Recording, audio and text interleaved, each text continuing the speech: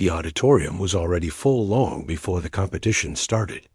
People squeezed into rows, whispering to one another, flipping through the event booklet, and pointing at the large piano standing under the bright stage lights.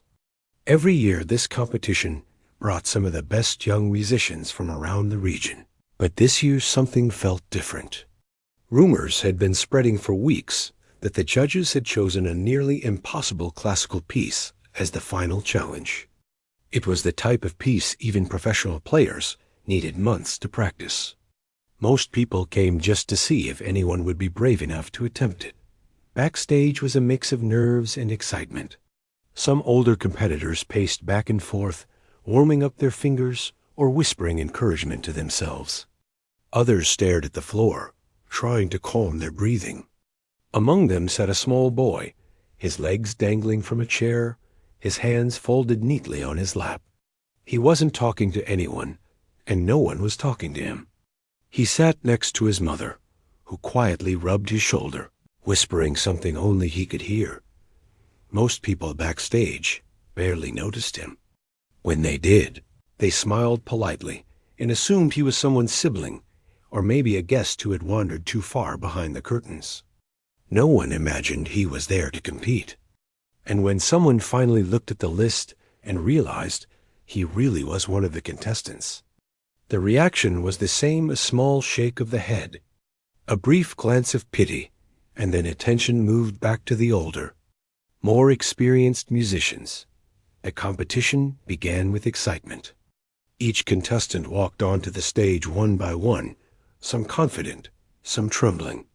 The judges watched carefully as fingers moved across keys, occasionally nodding when someone showed talent or skill. But as the rounds continued, the judges seemed to grow more serious. Every performer attempted the big challenge piece, and every performer stumbled at the very same part. It was a section near the middle, a run of fast notes that shifted quickly between octaves.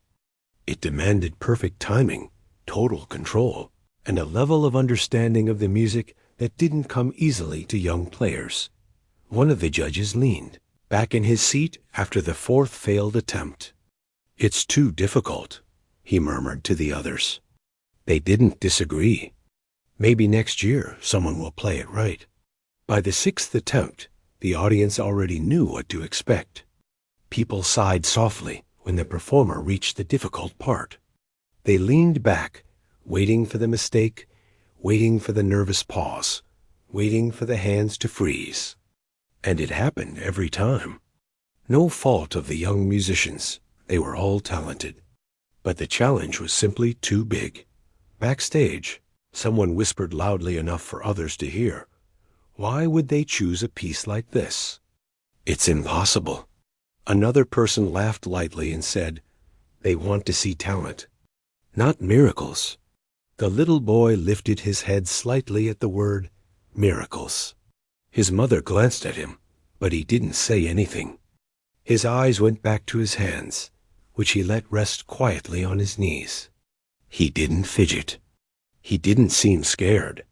He just looked like he was waiting for his turn, the same way a child waits in line at school for something he already knows how to do when the announcer called the next name. A tall teenager stepped out. The crowd murmured with approval because he was known to be one of the strongest performers. He walked to the piano with confidence, sat down, placed his fingers on the keys, and began the piece. The first few seconds were promising, and some of the judges leaned forward with interest. But when he reached the difficult part, his hand hesitated just long enough for the rhythm to slip. It was small, barely noticeable, but it broke the magic of the melody. His face tensed, and though he finished the rest of the piece respectfully, he left the stage with his shoulders slightly lowered. The judges exchanged looks, not disappointed in him, but in the situation itself. "No one will play it right today," one judge said quietly.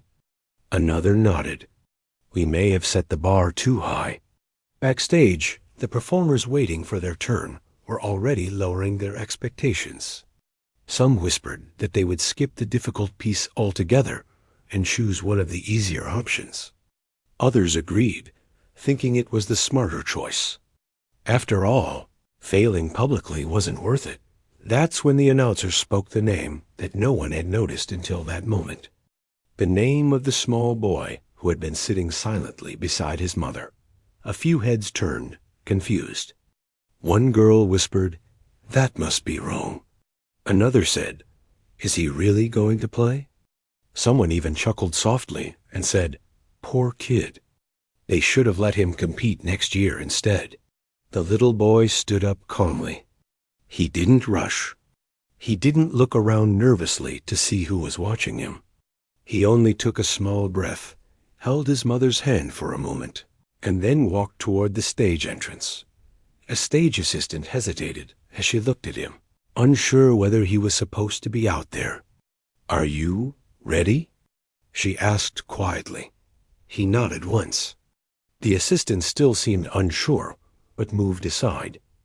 When he stepped onto the stage, the room reacted exactly as expected. The audience fell into a hush, not the excited kind, but the confused kind. People sat forward in their seats, squinting slightly as if they needed a better look. Some laughed softly in disbelief, thinking someone must have made a mistake. Even the judges blinked and leaned in, checking the list again, unsure if the name they heard really belonged to this tiny boy. One judge whispered to another, "Should we let him attempt it? He's so young." Another replied, "It wouldn't be fair to stop him." The boy walked straight to the piano. The hall seemed even bigger with someone so small on stage. His feet barely reached the pedals, but he adjusted the bench carefully as if he had done it many times before. He didn't look scared. He didn't look overwhelmed. He just looked focused. The judges didn't hide their uncertainty. They prepared themselves for a short attempt, maybe a mistake at the first section, maybe a quick ending when the child realized how difficult the piece was. Some members of the audience were already shaking their heads softly, ready to say things like, "Well, at least he tried." The boy placed his hands on the keys. He took a breath, not a dramatic one, just a simple, steady inhale. And in that moment, a strange quietness settled across the hall. Even those who had been whispering fell silent. Maybe it was curiosity. Maybe it was the stillness of the child himself. But something about that quiet breath made everyone stop moving. He pressed the first note dot. It rang through the hall with surprising confidence, strong but gentle, clear but controlled. Some people sat up a little straighter, surprised by the tone. It wasn't the sound of someone guessing or hoping for the right key. It was the sound of someone who knew exactly what they were doing. His left hand joined the melody, and the judges unconsciously leaned forward, their pens pausing above their papers. The audience's murmurs faded completely. The people backstage moved closer to the curtains, trying to see what was happening. The boy continued, and each note came with a certainty that no one expected. His movements were smooth, almost natural, like he wasn't trying to prove anything, like he was simply letting the music speak the way it wanted to. And then, just as the audience realized they were hearing something unusual, the boy began approaching the very section that had defeated every contestant before him. People held their breath. Some crossed their arms tightly, already bracing themselves for the same mistake, the same hesitation, the same stumble. But the boy's expression didn't change. His fingers didn't slow down. His hands didn't tremble. He reached the impossible run of notes, and he played them without fear. The keys responded to him as if they had been waiting for his touch. The fast shifts between high and low notes flowed with a clarity no one expected from someone his age. The rhythm didn't break. The melody didn't wobble. His hands moved with a speed that made some people blink, just to be sure they weren't imagining it. The room became still, completely still. Even the judges, who were trained to remain composed in moments like this, couldn't hide their shock. One of them lowered his pen slowly.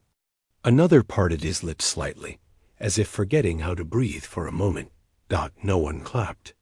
No one whispered. No one moved. The only sound in the entire room was the music the boy was creating. And in that moment, without anyone saying a word, everyone in the room understood that whatever they thought they knew about the competition, about talent, about age, it was all about to change. When the little boy reached the middle of the piece, the part everyone feared, the judges were already leaning forward so much that one of them almost dropped his pencil.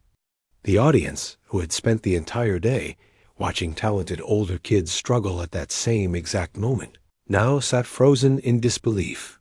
They didn't blink. They didn't breathe. They simply stared at the tiny figure whose feet barely touched the pedals, wondering if their eyes were playing tricks on them. But it was real Dot, the fast run of notes, the one that twisted and jumped and demanded perfection, came out of the piano as smooth as flowing water. It didn't sound forced or rushed. It didn't sound like something memorized and repeated 1,000 times. Instead, it felt alive, like the music had finally found someone who understood what it was trying to say. Backstage, the performers who had been whispering and predicting disaster now stood in a tight cluster near the curtain, completely silent. A few of them had hands over their mouths. One of the older boys, who usually never looked impressed by anything, whispered, "How is he even doing that?" But no one answered him. They just watched. Even the stage crew, who were normally focused on timing and lighting and keeping things running smoothly, forgot about their tasks for a moment. One of them even stepped closer to the stage, his headset slipping slightly around his neck. The boy continued playing, his expression calm and relaxed, as if he were sitting alone in his living room. His fingers moved quickly, but never looked rushed. He didn't seem intimidated by the bright lights or the hundreds of eyes staring at him. The piano keys responded to him like old friends, not obstacles. Slowly, the judges began to realize that the impossible part wasn't over with just one short burst of notes. That section stretched across several measures of music, each part more challenging than the last.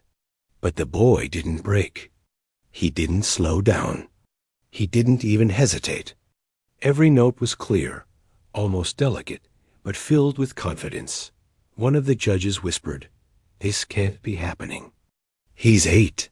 Another replied, "Age doesn't matter right now." Listen to him. The piece continued to climb in difficulty, and yet the music only grew more beautiful. The boy seemed lost in it, not in a confused way, but in a peaceful one, like he belonged there. It was the kind of focus that couldn't be taught. It couldn't be forced. It was something built from love, not pressure. Some people in the audience exchanged confused looks. They weren't sure how to react. A few rubbed their eyes, not because they were tired, but because they needed to confirm this wasn't a dream.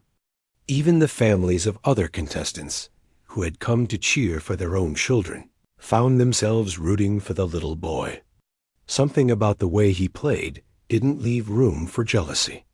It invited admiration instead. Halfway down the third row, an elderly man who had once been a pianist himself felt tears forming in his eyes. His daughter beside him noticed and whispered, "Are you okay?" He nodded slowly. "I haven't heard this piece played like this in years," he whispered. "Not even by adults." The boy moved into the next complicated section. This one demanded not only speed, but emotion, real emotion, the kind only musicians who understand the heart of the song can bring out. The sudden shifts between soft and strong notes created a wave of feelings that filled the room. Some people felt a warmth in their chest. Others felt a strange tightness in their throat, like something deep inside them was being touched. The judges, who were supposed to be keeping notes, had forgotten about their paperwork entirely. One of them still held a pen hovering above the page, but he hadn't written a single word since the boy began. Another judge leaned forward, so much that the edge of the desk pressed into her stomach. She didn't notice. Backstage, the performers were no longer whispering. They were simply listening. Many of them had spent countless hours practicing for this competition, hoping to show their best, but none of them felt angry or discouraged. If anything, they were inspired. What they heard wasn't a threat to their dreams. It was proof that something magical could happen when someone connects deeply with their art. The boy's mother sat in the front row, her hands clasped tightly together. Her eyes never left him. She wasn't smiling, but her face held a calm pride, the kind that comes from watching someone you love become everything they were meant to be. She didn't need the judges to understand how special her child was. She already knew. But seeing everyone else realize it filled her heart with a quiet, overwhelming warmth. As the piece neared another complicated shift, the entire hall braced themselves again. People remembered what happened earlier. Every contestant before had stumbled right here. It was a moment that demanded absolute precision, flawless timing, and the kind of control that seemed far beyond what a child could do.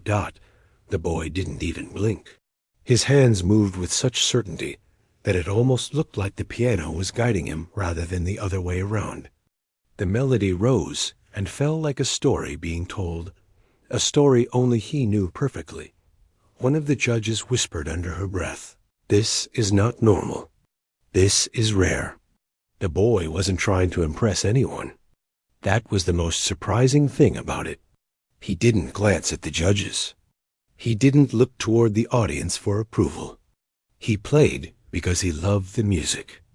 Every note came from a place inside him that didn't care about trophies or applause.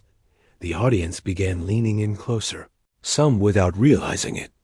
People who had been sitting stiffly for hours now felt pulled forward by the music. Even those who didn't know much about classical pieces could sense something special happening on that stage. As the boy approached the final part of the piece, the hall grew even quieter. If someone had dropped a pin, the entire audience would have heard it. Every person in the room felt like they were witnessing more than just a performance. It felt like watching a moment that would stay in their memories forever. The soft keys blended into stronger notes, but he moved through them with grace. His hands lifted and lowered with an effortless rhythm, as if he had played this piece for years, despite being only 8. Behind the curtain, one performer whispered, "He's going to finish it. He's actually going to finish it perfectly." The others didn't answer. They were too focused on the stage. Even the judges' posture changed. Their stiffness melted away. One of them slowly placed his hands on the table and whispered, "He's not just playing it right. He's playing it beautifully." In the back row, a little girl who had come to watch her older brother tugged on her mother's sleeve and asked in a whisper, "Is he magic?" Her mother didn't laugh at the question. She wasn't sure how to answer. The piece neared its final climb, the part that demanded both speed and deep emotion at the same time. It was the kind of ending that separated musicians from true artists. The boy didn't shy away. His fingers moved with steady strength, not shaking, not hesitating. He seemed to understand that this was the heart of the piece, the place where everything came together. And then, slowly but powerfully, he played the final notes. They rang through the hall in a way that made the air feel heavier, as if the sound itself carried a weight of meaning. The notes echoed softly, lingering in the room like a breath taken in awe. But the room didn't erupt into noise. Not yet.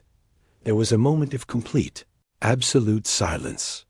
The kind of silence that only appears when every single person is stunned. The silence wasn't empty. It was full, filled with shock and wonder and disbelief. It lasted longer than anyone expected. No one moved. No one spoke. The boy sat quietly, hands resting gently on his lap now, as if the music had simply slipped out of him and he was waiting for it to settle. That silent moment stretched across the room like a shared heartbeat. And finally, just as one breath of stillness remained, the spell was about to break. For a few long seconds, the entire hall remained frozen in complete silence. It was the kind of silence that didn't feel empty. It felt heavy, almost sacred, like everyone in the room knew they had just witnessed something they weren't prepared for. The boy sat quietly at the piano, his small hands resting gently on his knees, his expression calm. He didn't seem confused by the silence or eager for applause. He simply waited, as if silence was the natural ending to the piece. Then, slowly, a sound broke through the stillness, a single clap, sharp and hesitant, from somewhere near the middle rows. It was followed by another, louder this time, and then another. Within seconds, the entire hall erupted into applause. People stood up from their seats with such force that chairs scraped against the floor. Some clapped with both hands raised. Some even let out small gasps of disbelief between claps. It was not polite applause. It was the kind that came from shock, awe, and a feeling that something rare had just taken place. The boy blinked softly, surprised by the sudden wave of noise, but he didn't look overwhelmed. His mother, sitting in the front row, had to quickly wipe her eyes as she clapped with trembling hands. She was not crying because she was sad. It was something else, something deeper. It was the feeling of watching your child do something you always knew he could do, but never thought the rest of the world would truly see. Backstage, the other contestants watched from the narrow crack between the curtains. Some of them clapped too, smiling despite their earlier nerves and fears. A few were a little stunned, unsure what this performance meant for the competition, but none of them felt angry. The music had softened whatever competitive tension existed before. They knew they had witnessed something beyond scores and trophies. On the judges' table, papers that were once filled with notes and comments now sat untouched. The judges themselves were still seated, but had risen halfway out of their chairs during the applause. One judge pressed a hand against her chest, trying to steady her breath. Another simply stared at the boy, as if he were seeing something unbelievable. The head judge, an older man with years of experience in music competitions, leaned toward his colleagues and whispered, "We expected skill today. We didn't expect brilliance." His voice held a mixture of disbelief and respect. As the applause continued, some audience members even whistled softly, a gesture usually rare at classical events. It wasn't disrespectful. It was simply the only way some people knew how to express that much excitement. Finally, after almost a full minute of applause, the boy stood up from the bench. He gave a small, polite bow, simple, modest, and without a trace of showmanship. The audience responded with even louder cheers. He stepped back from the piano and began walking toward the side of the stage, where the backstage curtains waited for him. But before he could exit, one of the judges stood up quickly and spoke into the microphone, her voice a little shaky. "Please stay on the stage for a moment," she said gently. The applause softened to a murmur as the boy stopped and turned around. He didn't look nervous, just calm. The judge continued, We need a moment." She exchanged looks with her fellow judges, who nodded in agreement. It was clear they weren't prepared for the next steps. They had expected to rank contestants, give scores, and announce winners. But now they had to reevaluate everything. The boy stood patiently, not fidgeting or shifting his weight. It was almost as if he was used to waiting quietly, something many children his age rarely managed. The head judge stood up next and stepped closer to the microphone. The audience leaned forward. "Young man," he began, "may I ask, how long have you been playing the piano?" The boy paused for a moment, thinking. Then he answered in a small but clear voice, "Since I was 4. A few people in the audience gasped softly. 4 years old. That meant he had only been playing for 4 years. Most skilled young pianists had 10 years of practice behind them by the time they entered competitions like this. Another judge asked, "Have you had a teacher?" The boy shook his head. No. The room rippled with murmurs. No teacher. No lessons. No formal training. This was becoming more unbelievable by the second. Even some of the contestants backstage widened their eyes. Unable to imagine learning such complex music without help, the head judge rubbed his forehead, as if trying to understand a puzzle that didn't make sense. "Then how did you learn this piece?" The boy answered softly, "I listened to it a lot, and I played it until it felt right."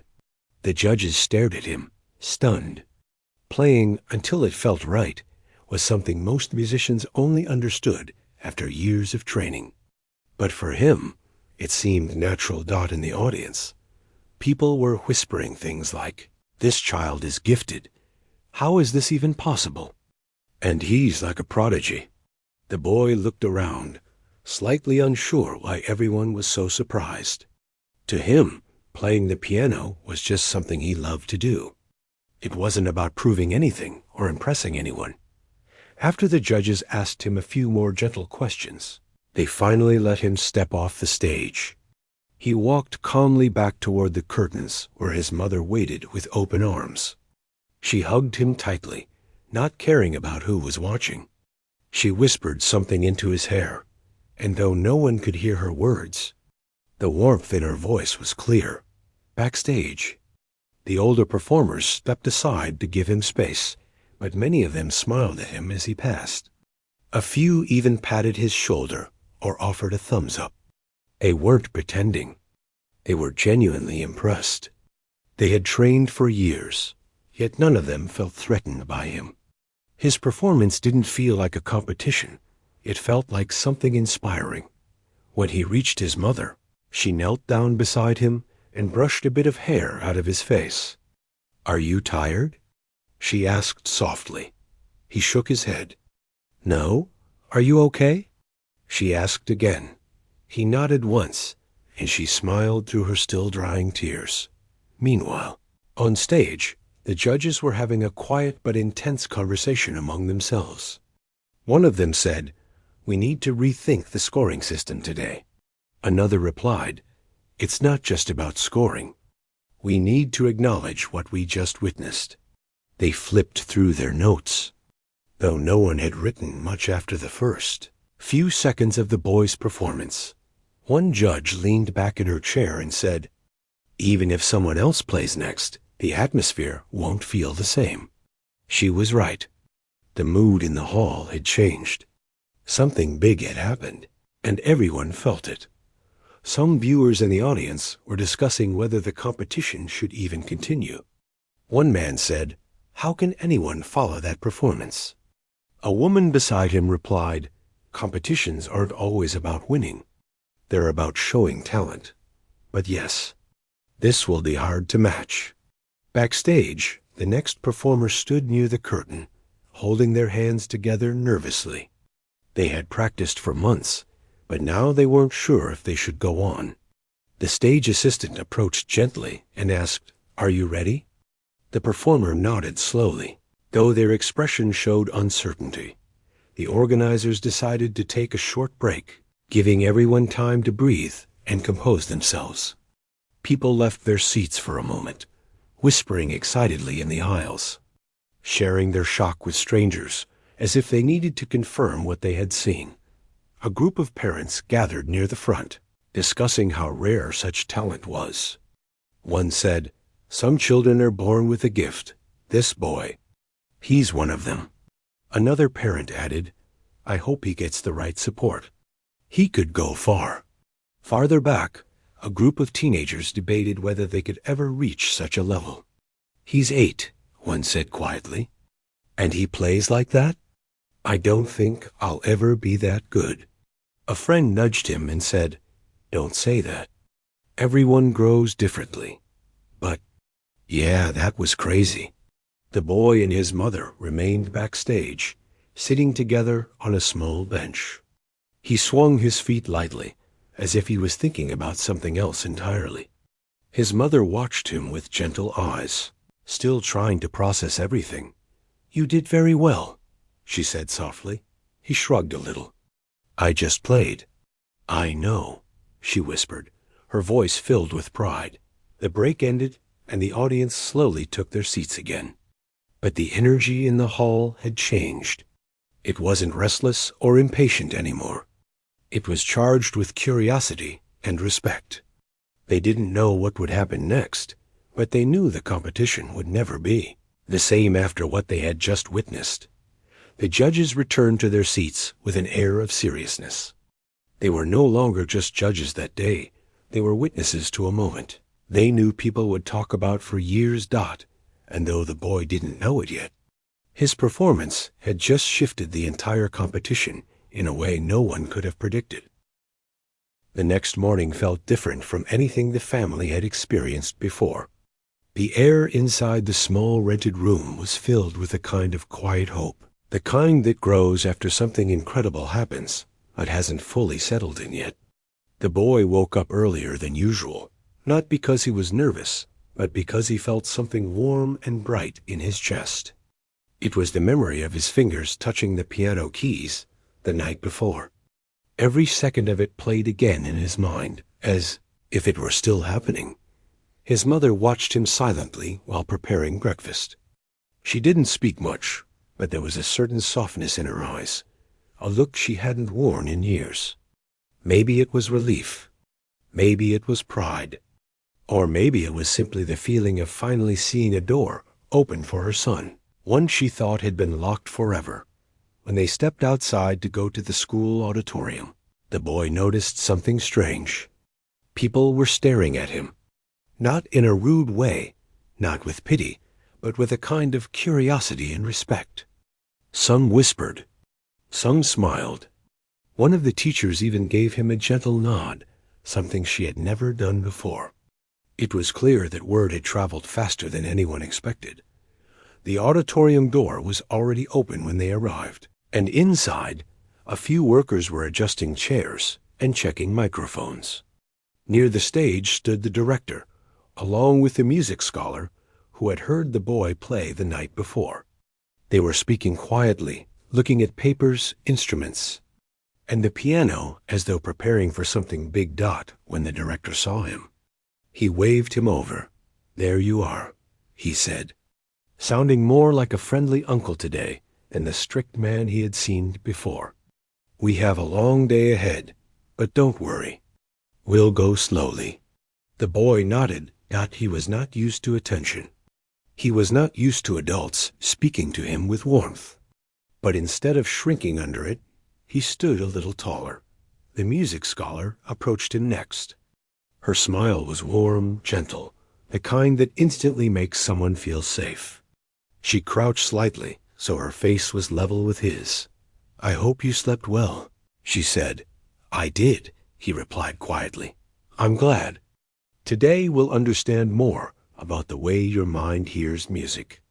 We want to see what you can do, not to pressure you, but to make sure we guide you correctly." He nodded again, unsure what to say, but he appreciated her tone. It felt like she saw him not as a poor boy who could play the piano, but as someone with something special inside. They began by asking him to sit at a small table and listen to a few audio clips. Some were simple melodies, others were complicated classical pieces. After each one, they asked him to hum the tune or tap out the rhythm. He did it without effort, surprising them each time.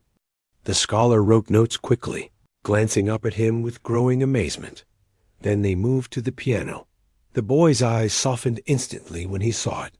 The instrument had already become something like a friend who understood him better than people ever had. When he sat down, everyone around him quieted, as though instinctively preparing to witness something important. "Try something simple first," the scholar suggested. He nodded and let his fingers rest lightly on the keys. He took a breath, then began to play a tune he had heard only once in the hallway the day before. The melody flowed out of him effortlessly, each note placed with delicate care. The scholar froze. The director's mouth fell slightly open. He wasn't just copying the music. He was shaping it, adding tiny touches that gave it emotion, clarity, and color. When he finished, the scholar whispered to the director, "This isn't normal memory. This is something else. The director whispered back. It's unusual, yes. The scholar continued the evaluation. She asked him to play music he had never heard before by reading notes on a sheet. He looked at the page quietly, studying it for a moment, then played it as though he had practiced it for weeks. They exchanged stunned looks again. Time passed quickly. They watched him, tested him, asked him questions. Not once did he complain. Not once did he show exhaustion. He was simply lost in the world of sound. His mother, sitting on a chair near the wall, kept wiping her eyes. She wasn't crying because she was sad. She was crying because this felt like watching a piece of her son unfold apart she never knew existed. After nearly 3 hours, they took a break. The boy stepped outside to breathe fresh air. His mother walked beside him slowly. "You okay?" she asked softly. "Yes," he said. "I like being here." She smiled, but there was a hint of worry hidden in it. "You know, things might change. People might start expecting things from you. It might get busy. I know. And are you ready for that?" He looked at his mother carefully. For a moment, he seemed older than he was, as though responsibility had already begun forming inside him. "If it means I can play," he said, "then I'm ready." His mother nodded, swallowing a lump in her throat. When they returned to the auditorium, 2 new people were there, well-dressed individuals carrying folders and wearing badges. They looked important. The scholar introduced them as representatives from a well-known arts program in the city. "We heard about him last night," one of them said. "We came to see for ourselves." The boy felt his heart beat faster. He had never been in front of so many adults at once, especially not ones who looked like they made big decisions. The scholar beckoned him to the piano again. "Just play something you feel inside. Anything you want." This time he didn't start immediately. He sat quietly for a moment, closing his eyes. The room went silent. His mother watched anxiously, her hands twisting in her lap. Then he lifted his hands to the keys and began to play. It wasn't a song he had heard before. It wasn't something he practiced. It wasn't anything he had ever known. It was something new. A melody built from feelings about struggle, about long nights without comfort, about dreams too big to fit inside their small room. Feelings about hope that refused to die. Feelings about a mother who worked until she dropped, about being judged and misunderstood, about the fear of never being seen. But also feelings about the piano, this magical instrument that had opened a door inside him that he never realized existed. The music he played was gentle at first, almost fragile, like a whisper. Then it grew stronger, deeper, full of emotion. The kind of melody that touches something invisible inside a person. The kind that reminds people of their own stories. By the time he finished, the last note hovered in the air like a breath that refused to fade. Nobody moved. Nobody spoke. Even the important visitors stood completely still, eyes fixed on the boy as if they were unsure whether what they witnessed was real. Finally, the director exhaled. "I don't know what to say." The scholar wiped a tear she hadn't realized had escaped. "This is rare. Very rare." One of the representatives stepped forward. "We came here to understand whether the story was exaggerated," he said honestly. "But now, I see it wasn't exaggerated enough." The boy didn't fully understand the weight of their words, but he felt something shift in the room, something big. The representatives continued quietly among themselves, discussing options, programs, opportunities. The boy overheard phrases like scholarship, training, placement, sponsorship, and fast-track evaluation. His mother felt dizzy. She placed a hand on the back of a chair to steady herself. For months she had worried only about food, rent, and school uniform fees. Now people were talking about possibilities she never dared to dream of. Finally, The scholar turned to them with a gentle smile. "We want to help him," she said. "Truly, but we need to make sure everything is done properly. We'll need to meet again tomorrow, but I can tell you now, things are looking very good." His mother nodded eagerly. "Thank you," she whispered, her voice breaking slightly. The boy simply said, "I will come." The scholar smiled.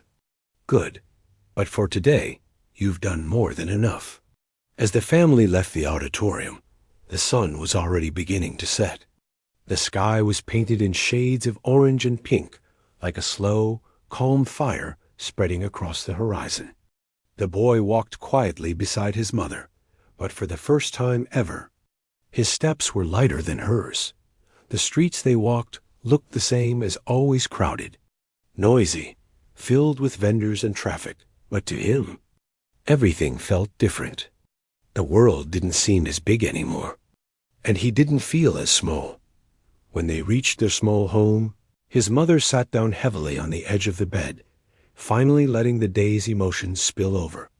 She covered her mouth with both hands, trying not to sob too loudly. The boy sat beside her and held her arm gently.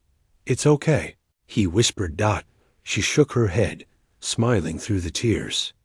"No, it's just that this is the first time in a long time that I feel like life is giving us a chance." He leaned against her shoulder. "We'll be okay." For a moment, neither of them spoke. They didn't need to, because they both knew. Everything had changed. Not tomorrow. Not someday. And tomorrow would only take them further. The next morning came with a strange mix of calm and excitement.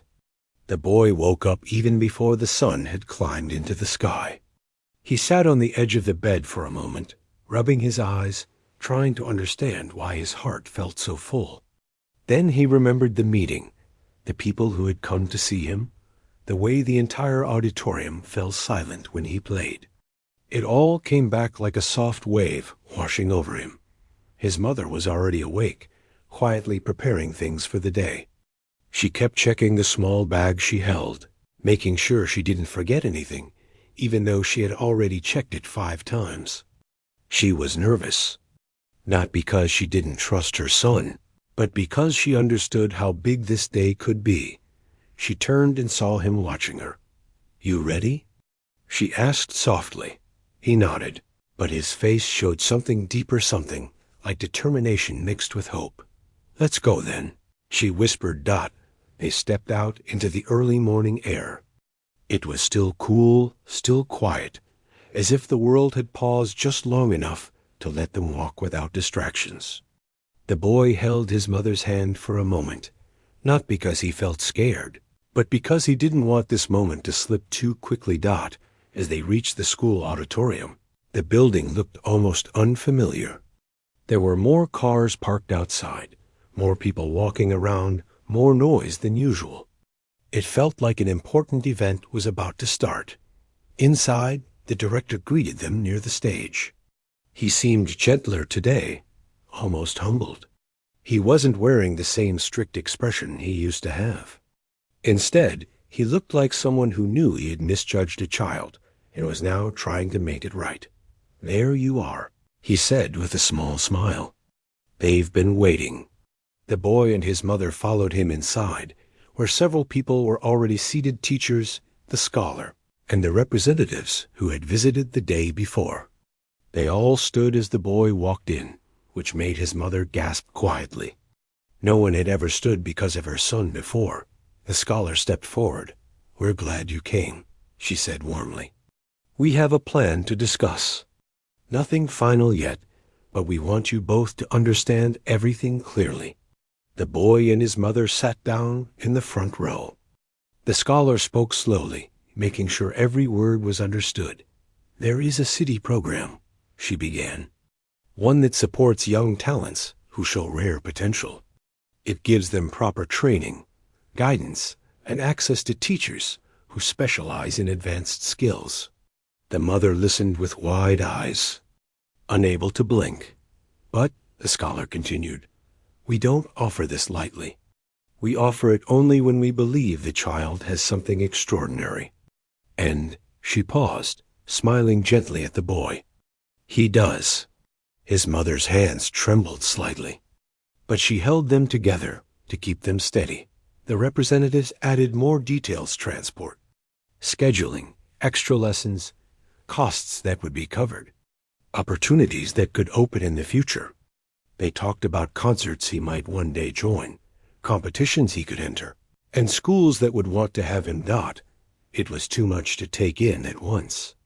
The mother looked overwhelmed, but there was no fear in her expression, only gratitude, disbelief, and a cautious kind of joy. Then came the most important part. The scholar turned to the boy. Before we finalize anything, we want you to play one more time. Not because we doubt you, but because we want to see what you play when you know the world is finally listening. The boy looked at the piano. He could feel his heartbeat in his fingertips. His legs felt light, his chest warm. He walked toward the instrument slowly, almost respectfully, as if the piano were a friend he didn't want to disturb. He sat down. The hall grew silent, so silent that even a breath sounded loud. He rested his hands on the keys, and then he began. This time, the music didn't start soft. It began with a bold, clear note, like the announcement of something new. His fingers moved with confidence, telling a story he couldn't explain with words. He played about the years of silence, the moments he was told no, at times he wasn't allowed near the piano. He played the nights he heard music in his mind, but had nowhere to release it. He played the pain his mother carried quietly, the way she worked until her hands ached, the way she stayed strong, even when she felt tired down to her bones. Then, slowly, the music shifted. It became lighter, warmer. It sang about the moment they opened the auditorium door for him, the way the keys felt under his fingers, the shock on everyone's faces, the way his mother's heart swelled when she heard the first notes. And finally, the melody reached a place of hope arising, gentle hope that felt like watching the sun climb out from behind a mountain. Every person in the room felt the emotion behind it. They didn't need explanations. They understood everything through the sound. When he reached the final note, it hung in the air like a tear refusing to fall. The room stayed frozen. Then someone clapped. Then another. Then everyone. The applause rose so loudly it felt like the walls were shaking. The boy looked up, confused at first, then slowly smiling as he realized what was happening. His mother stood as well, clapping with both hands, tears streaming down her face. The director clapped harder than anyone, shaking his head in awe. The scholar pressed a hand to her heart, as if trying to calm its racing beat. When the applause finally settled, one of the representatives stepped forward. "We would like to officially offer him a full scholarship," he announced. "Immediate enrollment, full support, everything he needs." The boy saw his mother's knees almost give out. She held onto the chair beside her, trying to steady herself, laughing a little through her tears, because the moment felt almost unreal. The scholar approached them gently. "This means your son will receive proper training. He will grow with others who share his talent. He will learn everything he needs to become the artist he already carries inside." The mother placed both hands over her mouth. "Thank you," she whispered again and again. Unable to stop. The boy didn't know what to say, so he simply reached out and took his mother's hand. She squeezed it tighter than she ever had before. After the final papers were discussed, the crowd slowly left the hall. The director patted the boy's shoulder as he passed. "You taught all of us something," he said softly. "Sometimes the brightest talent is hidden in the places we ignore." The boy didn't respond, but he gave a small, shy smile. When they stepped outside, the sun was high, bright, and warm. The air felt different, lighter, almost playful. The boy and his mother were quiet at first as they walked home, not because they had nothing to say, but because their hearts were too full. After a few minutes, his mother finally whispered, "You did it." "No," he said gently. "We did." She looked down at him, her eyes warm with pride she had kept locked away for too long. "You're going to change everything," she said softly. He shook his head. "I just want to play." "And you will," she said, "more than you ever dreamed." As the days passed, things began to shift around them. New forms to sign, new schedules, new plans. People who used to ignore them now smiled politely. Some teachers suddenly acted as if they always believed in him. But he didn't care much about how people changed. What mattered to him was the piano, what it gave him, what it allowed him to express, and the way it made him feel alive in a way nothing else ever had. On his first official day at the program, he entered a room filled with young students who looked at him with curiosity. They had all heard the story. Some seemed impressed. Others seemed unsure. But when he sat down at the piano, all doubts disappeared. He played, and silence fell, just like it always did. Weeks turned into months, and months slowly began shaping into something bigger. The boy grew stronger, more confident, more skilled. The teachers who trained him said they had never seen fingers move with such natural understanding. They said his ear for music was rare, his memory unusual, and his emotion unmatched. His mother watched every step, every change, every new spark of joy in his eyes. The tiredness she carried for years slowly melted away, replaced by something she thought she had lost hope. One evening, after a long day of training, the boy sat at a piano in an empty room. The lights were low, the space quiet, the air calm. He played a soft tune, one that belonged only to him. His mother stood in the doorway and listened. After a while, she whispered, "Does it feel real yet?" He paused, then looked back at her with a small smile. "It feels like the beginning." And she knew he was right. This wasn't the end of the story. It was the start of the life he was always meant to have.